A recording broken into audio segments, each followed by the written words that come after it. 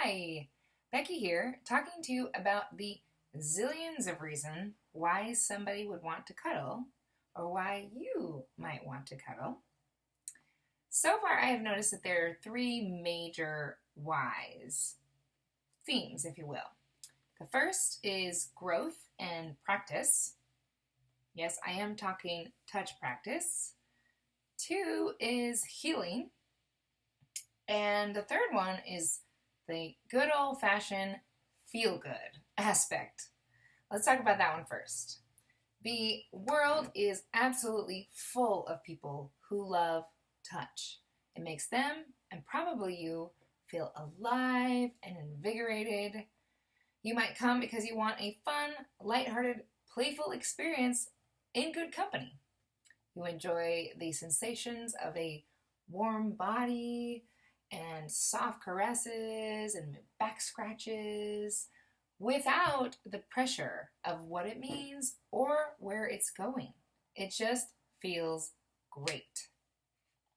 We can tell jokes, we roll around, we can have deep and intellectual conversations, or light and fluffy ones, or no conversation at all. But basically, it's loving human connection with no strings attached. Sound great to you? It is! So whether you've been single for a long time or just have a high craving for touch that is not being met, it's silly to not fill this desire that science has proven to be good for your health. It could be that you've been getting massages for years, maybe once a week or once a month. Is it really for your muscles or is it for the touch? And now you find out about this new way, this cuddling thing, where you can hold the other person and talk about what you want. Know this, there is absolutely nothing wrong with loving and wanting touch, or with loving and wanting to touch another. It is an essential human need, and I really believe that cuddling is a supreme form of self-care. Of course, let's just take a moment to get serious here. We don't want to let your mind go to the gutter. This is not a free-for-all because there are clear boundaries in place, not only by me, but by law. So the rules are we are not touching each other where there are genitals at all. It's just cuddling. Okay?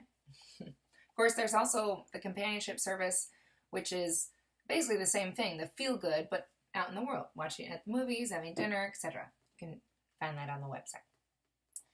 Okay, so next we're going to talk about the beauty of the healing touch. Are you stressed out? Do you get anxious? Do you really want to feel nurtured and grounded and relaxed? Maybe you have a super fast-paced life, and this is a great opportunity to just slow down and let go. Maybe you're not in control for once in your life, potentially. Or you could be like a whole lot of our disconnected, technology-obsessed population and feeling really lonely. And quality relationships are really not that easy to come by. So you and I, can feel this innate human need of being seen and understood and loved. We hold hands, we look in each other's eyes. It is so sweet, and I love it, and think you could too.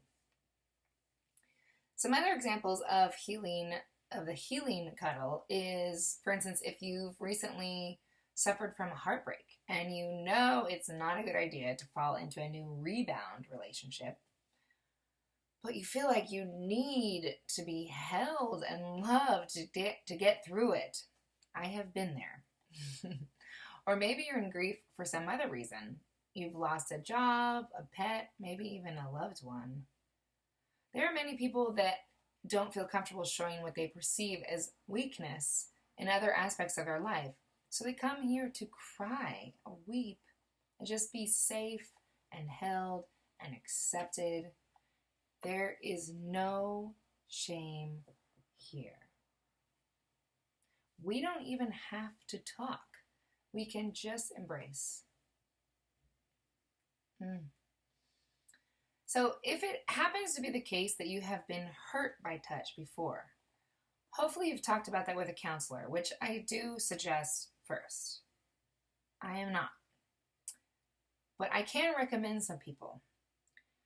But now, what you would like is to practice this safe touch where you know it can be slow and barely at all at first, with lots of checking in and communication and consent, lots of consent. Healing touch really is a treasure. And then that brings us to the third, which is growth.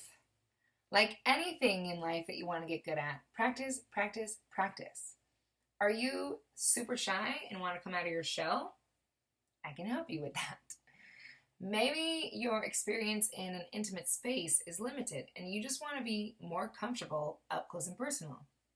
If you get nervous around potential partners but really want a relationship, come here to get your nervousness out and any awkwardness and ask any questions without judgment and no need to impress me.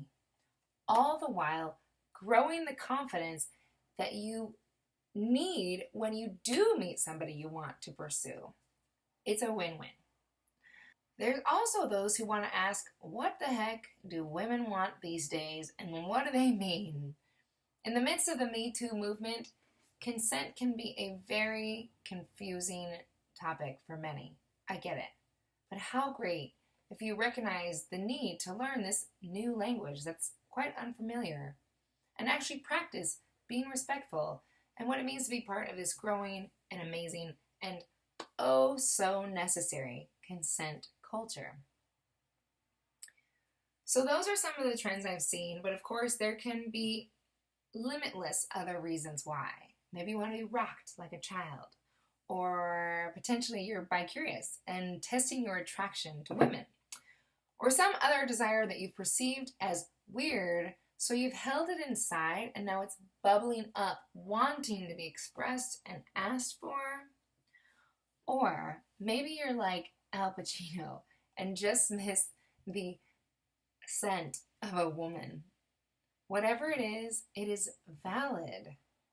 So I welcome you. I would love, love, love to cuddle you.